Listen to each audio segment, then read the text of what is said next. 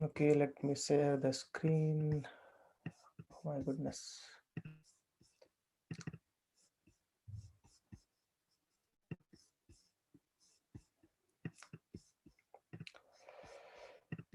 All right, that's all okay.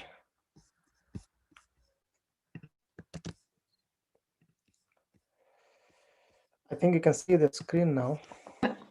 Yes, Prabhuji. We can. Yes. Okay, let's chant the prayers and we'll continue from there.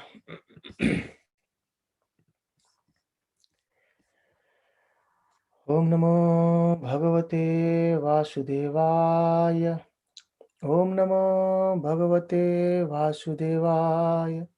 Om Namo Bhagavate Vasudevaya.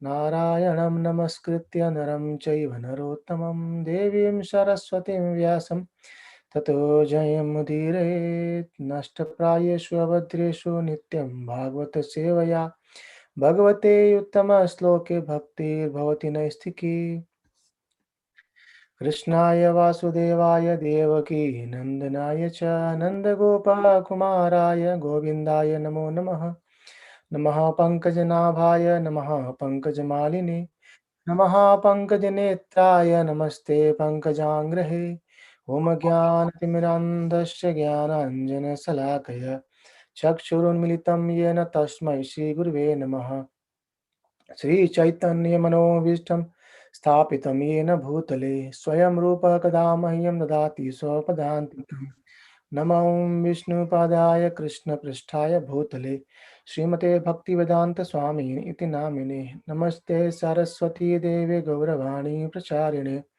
Nirvishesha Shunyavadi Pashyata Desatharine Jai Shri Krishna Chaitanya Prabhu Nityananda Shri Advaita Gadadhara Srivas Adi Gaura Bhakta Vrinda Hare Krishna Krishna Krishna Hare Hare Hare Rama Rama Hare Hare. Hare Krishna everyone. Hare Hope you are Krishna. all doing good and keeping well, healthy. Yeah. That's great. Okay, so we'll continue our discussion ahead, and we have been discussing Canto 7. We've seen a very nice, glorious pastime of Prahlad Maharaj with Lord Nrsimhadev, and then we try to read some of the prayers made by Prahlad Maharaj yesterday, and so we'll continue from chapter 10 today. I think we've completed chapter 9 as of now. So now Prahlad Maharaj is being given uh, the throne, and he's being actually glorified in this chapter, and he's being said that he is the best among the exalted devotees. And then in next 5 chapters, uh, Narada Muni explains about the duties of human being. Like he continues describing about the varna and ashrama and what duties they perform. We'll discuss over there as well as going on. So we are discussing about actually one topic of Srimad Bhagavatam, especially called as Uti, that is inclination, auspicious or inauspicious. We understood about 10 themes or 10 topics of Bhagavatam, Atra Sarga Visargascha, that one. So Uti is one of those, and in that is basically inclination towards Lord in auspiciousness or in inauspiciousness. So the Prahlad Maharaj was doing very auspiciously inclined towards Lord Hari, and uh, Nrsimhadev came to kill Hiranyakashipu. Hiranyakashipu was on the other way. He was just trying to uh, change his thoughts against Lord Hari. Right. So let's see. Then Narada Muni, he says the Prahlad Maharaj felt benedictions as impediments in the path of devotional service. So though we understood earlier that in uh, previous chapter, by after praying so much to Lord say that I am pleased with you. So if you have any desire, please ask me. Kindly say your desire and it will be get fulfilled. And Prahlad Maharaj, Narad Muni is saying that Prahlad Maharaj thought that benediction is an impediment in the path of devotional service. And he spoke as follows. He says that I am born in an atheist family and I am naturally attracted towards sense enjoyment, because the demons or the atheists, they are always hankering toward the sense gratification, sense enjoyment. They do not uh, practice devotional service, even nothing. And he says the demons are more towards that, and kindly do not tempt me with this illusion. So he's saying that this is actually illusion to get boon of this material thing. And I desire liberation from this materialistic life. I don't need any of these opulences in this material world. And so that is why I have taken your lotus feet. I have taken shelter at your lotus feet, because I want a liberation from this materialistic life. And he says that he very nicely he explains that a servant who desires material profit from his master is certainly not a qualified servant or a pure devotee.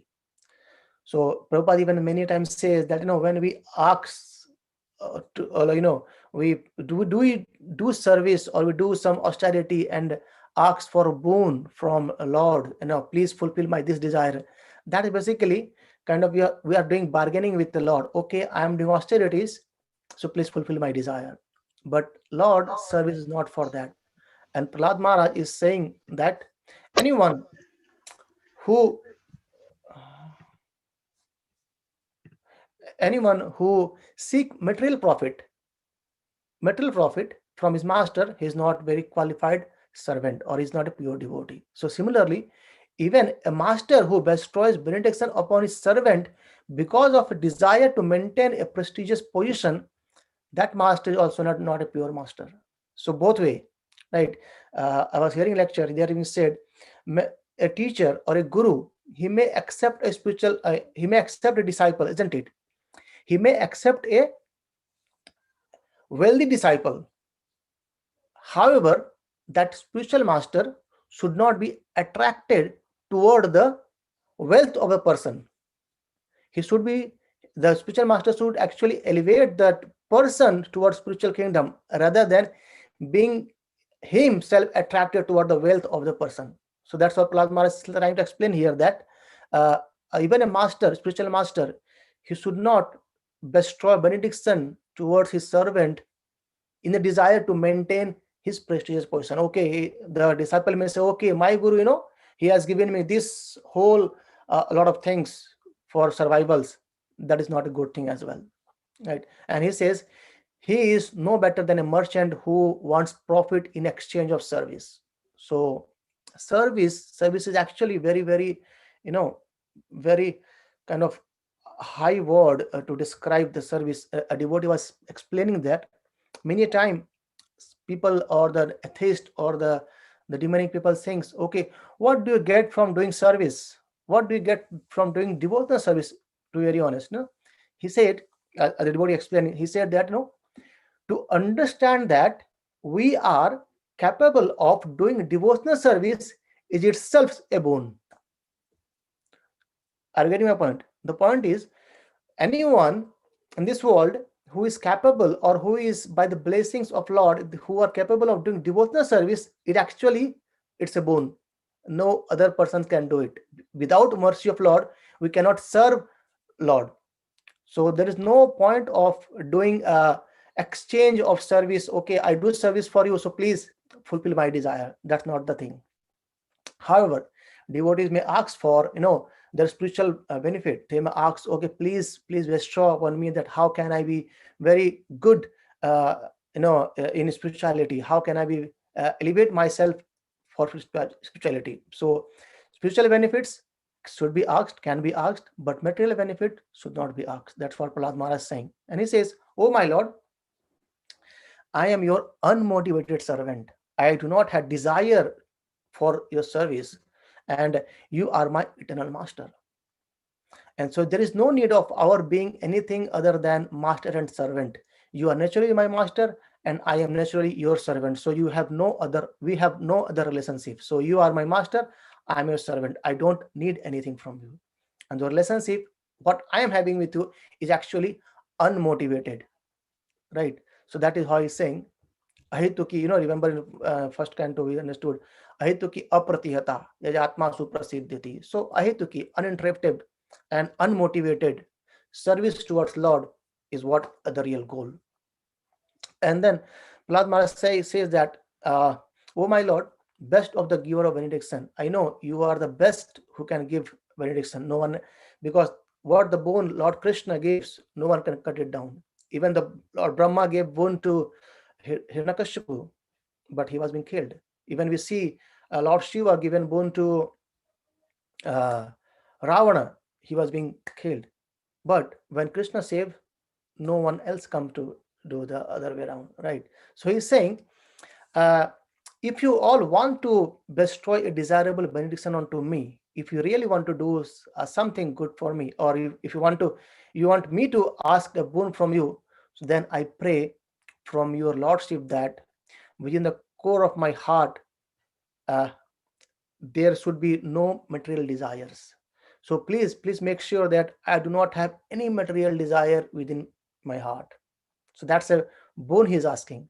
So what normally we ask boon as, please fulfill my material desires, whatever I have, isn't it? We do many times sacrifices and yagyas to fulfill our own desires. But Prahlad Maharaj is saying that please make sure that within my core of heart there should not be remaining any of the material desires. It should be uprooted, right?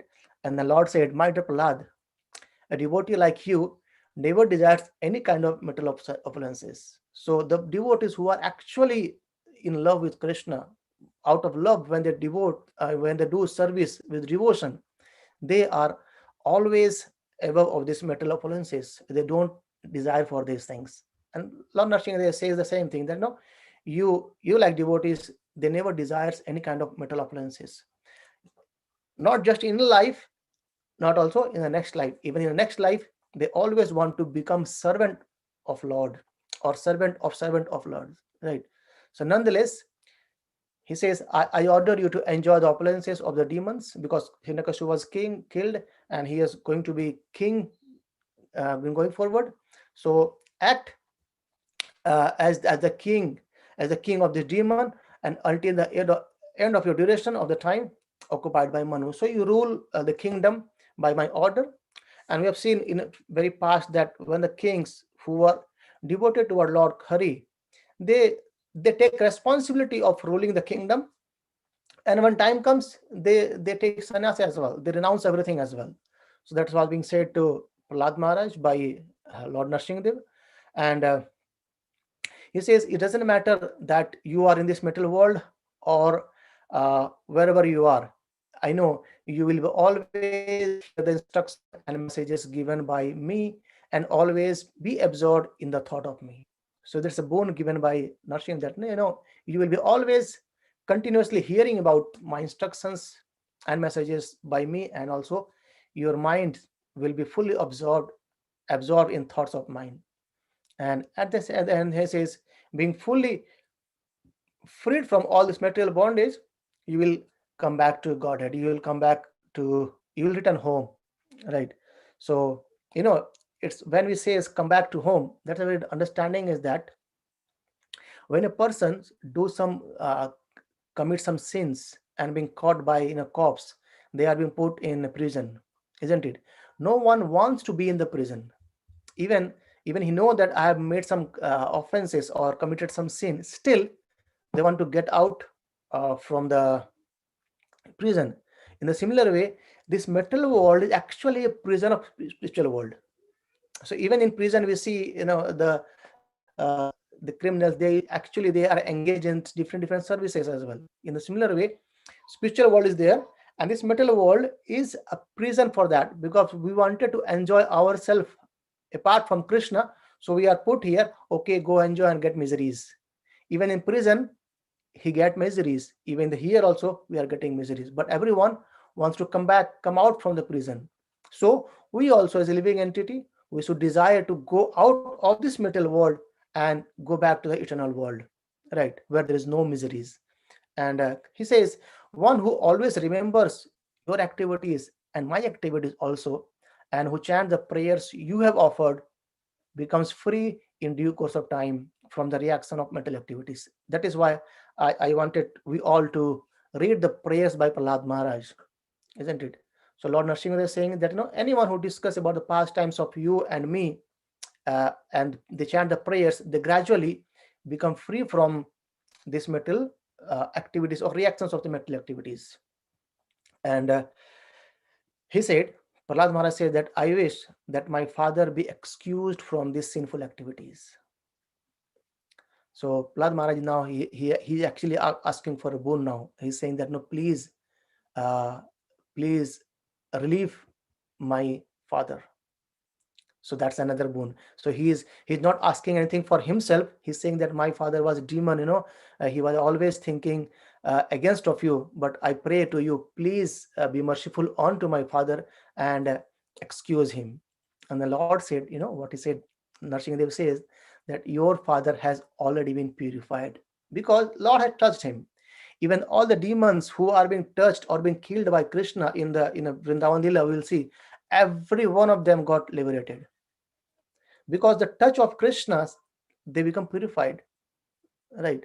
So he says, not only your father, along with 21 forefather in your family, 21 forefather, imagine 21 forefather in your family are all being purified.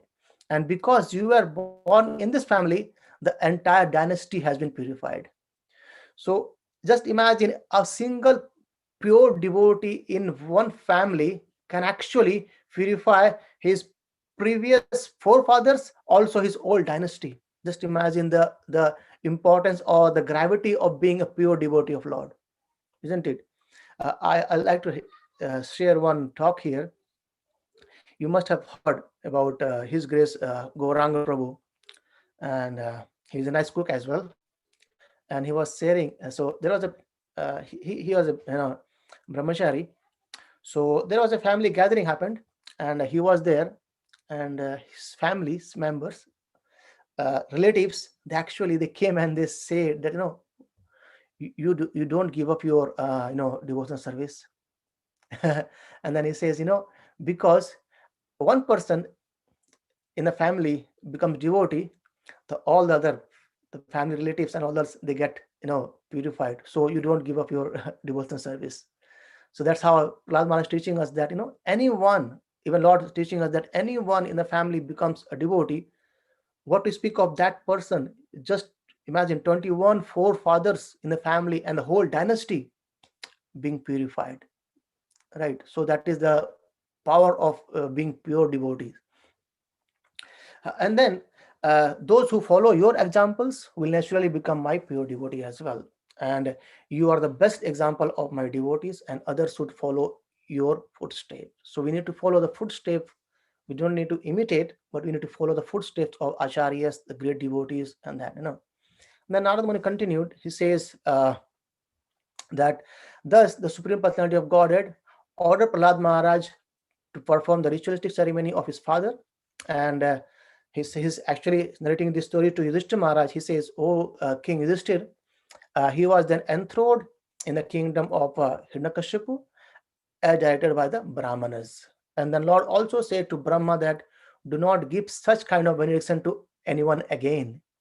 And demons are by nature ferocious and jealous, and they are like dangerous to feed milk. It's like dangerous to feed milk to the snake, so is to dangerous to give a bone like this to the demon. So Lord Brahma, be cautious next time, right? And then after speaking this, Lord Nrsimhadev disappeared from there, and Prahlad Maharaj paid his obeisances, and all the others they paid obeisance to Nrsimhadev, and even Prahlad Maharaj paid obeisances to all the devatas present there, and he was then made the king of the kingdom. And even all the devatas, they went back to their own planet after these pastimes. And Narada Muni continues saying that in the next life, this Hiranyakashipu and Hiranyaksha, they became Ravana and Kumbhakarna, and then they were being killed by Lord Ramchandra. And in this life, they became Shishupal and Dantavakra and are being killed by or being liberated by Lord Krishna. And after the end of this three life, as the curse was given to them by four Kumaras, and they went back to Vaikuntha Loka and regained their position of gatekeeper of Vaikuntha, Jai and Vijay. And Prahlad Maharaj was the best among the exalted devotees, and anyone who with a great attention hear this narration of Lord Nrsimhadev and Prahlad Maharaj activities of, and even the activities of Prahlad Maharaj, or Lord Nrsimhadev killing the Hiranyakashipu, and the activities of Lord Hari Nrsimhadev, they surely reaches the spiritual world where there is no anxiety. So we have been discussing this many a time, that the narration between the devotees and their interaction between Lord should be heard, recited, and being spread across, because it actually purifies everyone who listens it. Right? Everyone who speaks it, everyone who listens is it purify them. And then exalted persons like Lord Shiva and Lord Brahma, they could not properly describe the truth of Supreme Personality of Godhead, Krishna. That's Narada Muni saying that, even these personalities, Brahma having four-headed, still uh, he is unable to describe the complete or full in full truth of Supreme Personality of Godhead. Right? And then Narada Muni described another small story. He says, "My dear Yudhishthir, King Yudhishthir, long, long ago, in the history of a demon uh, known as actually Danava, as a Maya Danava actually, and who was very expert in technical knowledge, reduced the reputation of Lord Shiva. And in that situation, also Lord Krishna come and saved him. And basically, there was an uh, the Dana was got born by Lord Shiva. He wanted to attack him also, and but Lord Krishna and came and saved him. So in this way, we enter chapter 11, where we'll see that four classes of men are being described. So this is called as Varna Ashrama. In next four chapters, 11, 12, 13, and 14, and 15, this whole description of uh, Varna and Ashrama are being described properly by Narada Muni. He says, so this chapter actually describes the general principles by following which a human being, and specifically one who is interested in advancing in spiritual life or Krishna consciousness, can be perfect. So four varnas are described in the chapter, and Narada Muni is describing all this to Yudhishthira Maharaj. And Yudhishthira Maharaj asks a question in this chapter. He says, he asks two questions actually. He says, what is uh, Sanatan Dharma, or eternal duty of all living entity? And please describe me about Varna Ashrama Acharya. Varna Ashrama Acharya. So Varna Ashrama and Sanatan Dharma. So these two questions being asked by Yudhishthira Maharaj after the narration of the whole pastime of Lord Nrsimhadev and Prahlad Maharaj. And Narada Muni, he started his answering the question by saying that Bhakti Yoga is a supreme duty. Like, we understood earlier in first canto, I guess. Save pumsam paro dharmo yato bhaktir adokshaje ahetu ki apratyata yayatma suprasiddhati. So save pumsam paro dharmo. So the highest duty of every human being is yato bhaktir adokshaje. Adokshaja, Krishna's doing bhakti of Krishna. That is being described. So very clearly he says about this point, and then he described a bit on that. He says the Lord Narayana, he described another pastime here. He said Lord Narayana, along with his partial manifestation Nara, he appeared in the world through the daughter of Daksha Maharaj, known as Murti, and he was begotten by Dharma Maharaj, and for the benefit of all living entity. And even now, he is still engaged in executing great austerities near the place known as Badrikashrama. So when we go Badrinath, there also we take the darshan of Narayana Rishi. Right. Even we will see the same story when Lord Krishna he was, when he completed his pastime, and he was about to go to his abode, and then Uddhava, he told, please take me with you as well. And then he says, I haven't been to Badrikashram, so you are as good as me, so you go and visit this place. So that also we'll see. And then Narada Muni continues speaking about the importance of the duty of every living entity. He says, the Supreme Personality of Godhead is the essence of all Vedic knowledge and the root of all religious principles and the memory of all great authorities. And O King of Yudhishthir, this principle of religion is to be understood as an evidence. So, on the basis of these religious principles, everything is satisfied, including one's mind, soul, and even one's body. So, he's saying that this the principle of uh, uh, Sanatan Dharma or duty of all living entity should be understood very well. That this is actually to please Lord Hari, right? And there are 30 qualities, and then he says, describe about 30 qualities by which one can please Supreme Lord. So it's described as 30 qualities. So he says quality number one is truthfulness, mercy, austerity. Austerity basically observing, Prabhupada says, observing the fast on certain days of the month, like Ekadashi, which is the best one, austerity.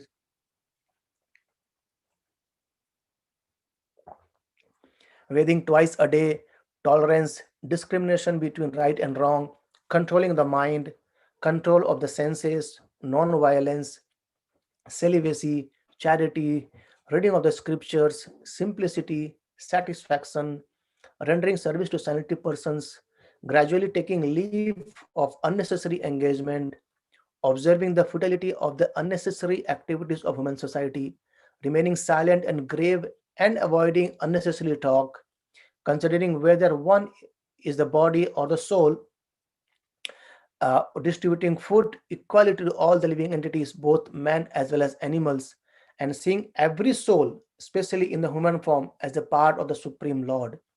And then these are 21 qualities. These are the item for assisting devotional service, and the rest 9 or the 30s are the primary quality of devotional service, which are being already said by Prahlad Maharaj earlier.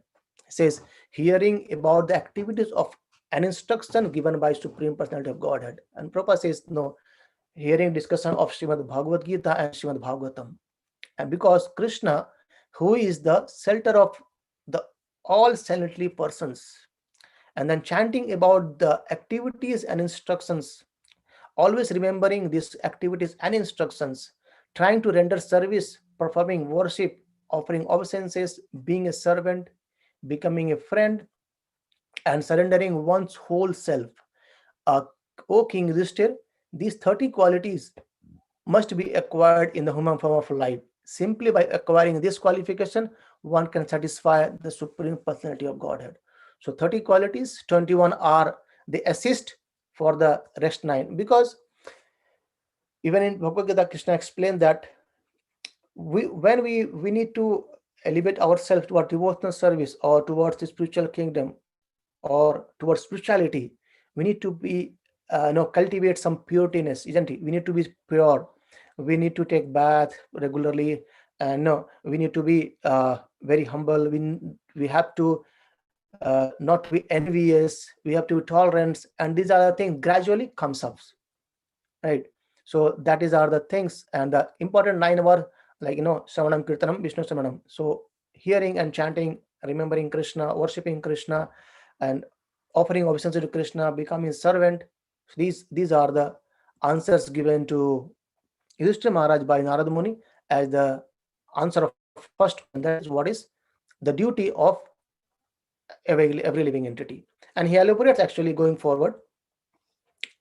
And then he says the answer to second question. Second question was, what is Varnashram Dharma? What is the duty in common, for everyone? That whatever Varna or ashram you are, we should be serving to Lord, keeping Krishna in the center, right? And then he described about the 4 Varna, that is, we know 4 Varna and 4 Ashrama. 4 Varna as our Brahmana, Kshatriya, Vaishya, and Shudra. So Brahmana as intellectual people, isn't it? And who are very good in thoughts and planning and other things. And second is administrative people who are kshatriya, who are rulers, and then the mercantile people, or who do business, and the other are the worker who work under these three categories. So this is nothing to, it comes in Bhagavad Gita as well, Chaturvarna Maya system, Gune Karma Vivagasa. So Krishna has made this four division. So this division should not be understood in a wrong way. So this division doesn't divide the class in terms of superiority or inferiority. Rather, this is a natural division in any society. Whatever you take, even if in a family also, one person is very good at thinking, and one person is very good at ruling, isn't it? Even one person is very good at doing some business. So it actually, it's our personal own nature, how it is. Even in a person, let's suppose he has taken a birth in the family of Brahmana. However, he has no interest in studying the Vedas, or the doing the duty of the prescribed duties of Brahmanas. So we he can be rejected as a Brahmana. We can't say him as a Brahmana.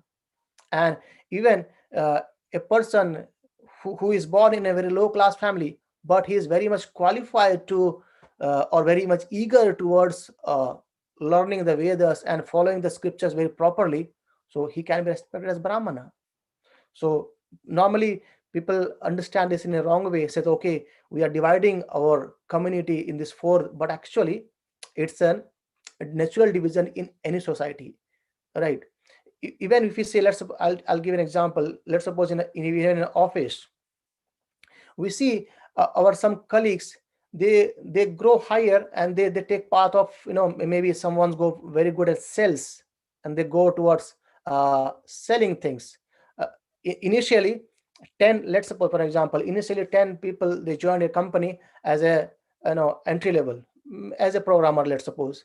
But in course of time, in 6 months, they realize that, okay, looks like, I need to do something else. And the person goes towards sales. He does some degree or course in sales, and he becomes another line. Someone, they are very good in thinking and managing things, they becomes the project manager very easily. And still someone there, they love coding, and they still do the programming. So person are same, it's the depend on the nature, how it happens, and that nature drags us towards our the four qualities. And then, as discussed, Krishna says in Bhagavad Gita as well, Chaturvarna Maya system, Guna Karmasya Vivagasam. So Krishna says, according to three modes of material nature, how the person is acting in the three modes, or how he is associating with them, these four divisions of human society are being created by me. So Krishna is saying, I have created all these things.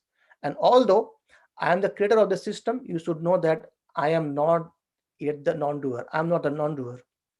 So he's actually a non-doer. He's not involved in anything, and he's being unchangeable. So these are the qualities. And uh, basically these varna are qualities or nature, but on based not based on birth. So sometimes, we say that, okay, uh, the person is taken birth in Brahmana, so he must be as a Brahmana. It's not like that. It's basically the nature and quality. If you cultivate, definitely he can be. But if it doesn't, then no. And then the uh, Krishna in this chapter discuss more about the more uh, qualities and inclinations, and what they are prescribed to do as a Brahmanas. So they, like, Brahmanas, they should be uh, taking charity.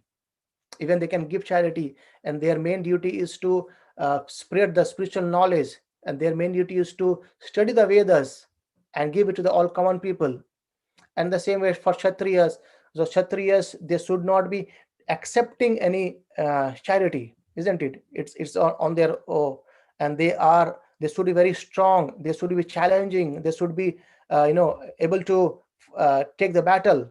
So that's their duty as a Kshatriya.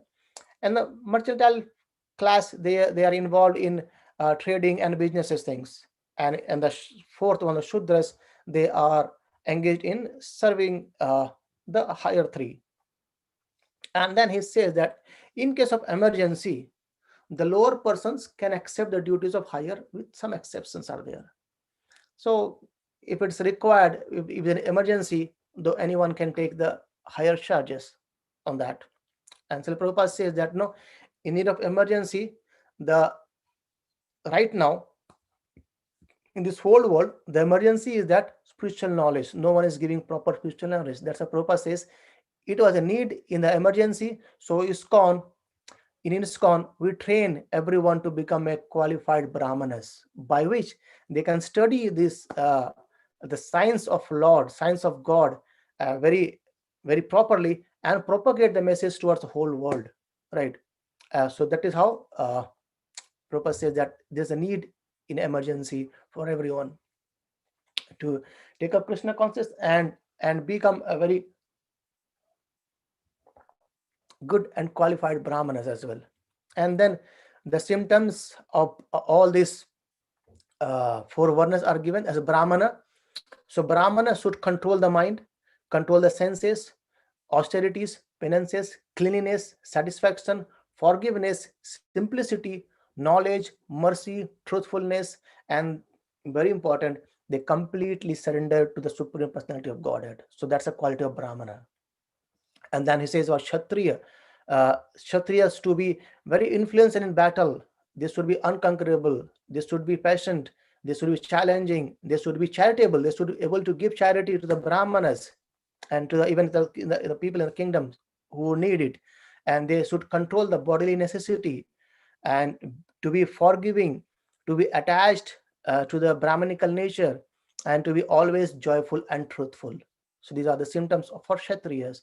In a similar way, Vaishyas, he says, being always devoted to the demigods, they worship the devatas and the spiritual master and also the Supreme Lord, Vishnu, and endeavoring for advancement in religious principles, economic development, sense gratification, dharma, artha, and kama. They should be trained in this and believing in the words of the spiritual master and scriptures, and always endeavoring with expertise in earning money. So the Vaishyas class or business class, mercantile class, they should be expert in uh, like there is a shastra called Artha Shastra, like how to earn money.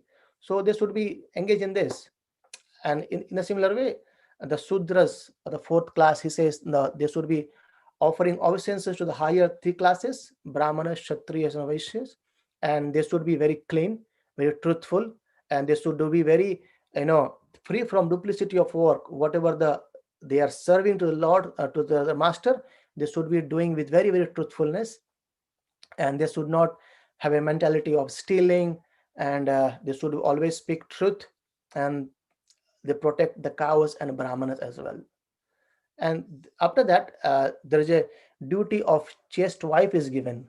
So this chaste wife should be very much favorable towards serving his husband, sorry, her husband, and should be very, very, very good at household things. She should be very nice in taking care of his whole family. And then one more class is described as a mixed caste. So mixed caste, basically, sometimes we see a boy from another caste, they get married with the girl of another caste. So that's a basically mixed class.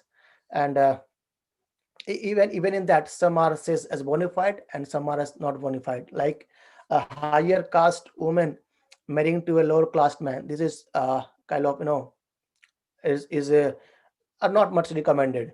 However, a low class woman, the married to higher class man, is called as pratiloma and alunoma.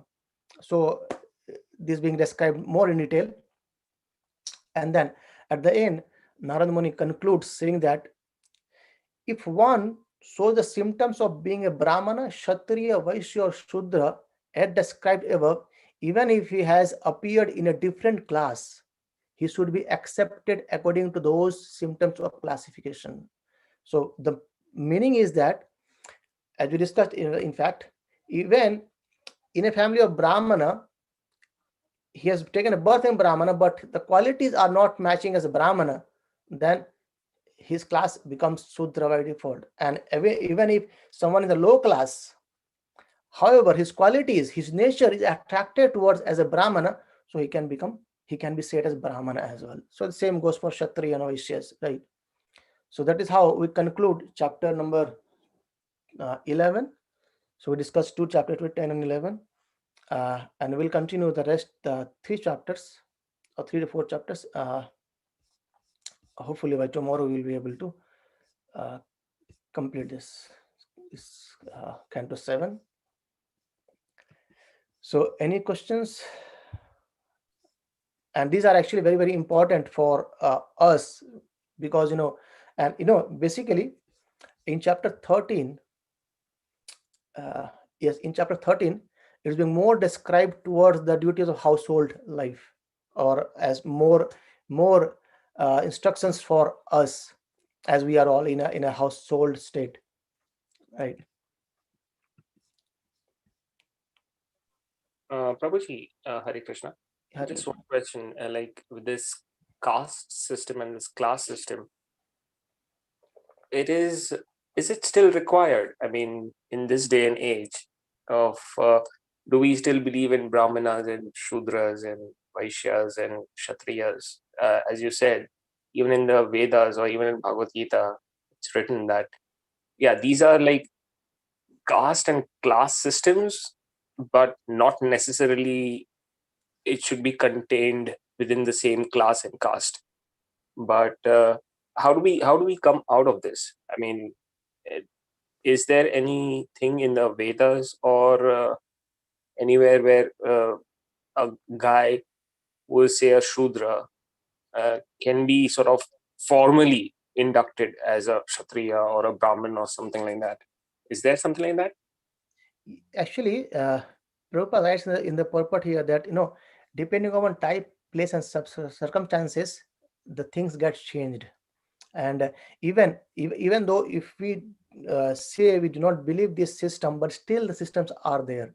Though classification we normally take is as a caste of, in a religion basis, but that's not a religion basis caste system, more of our nature based. And that's why we discussed about, Prabhupada says that the need of today is becoming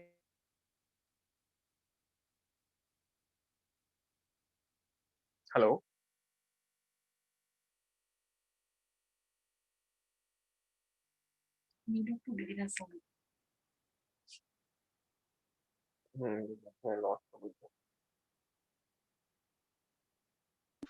Hello? Yeah, are you able to listen to Prabhuji? No, I'm not. Oh, okay, maybe we lost him. That's Yeah. need some connection issue. Yeah.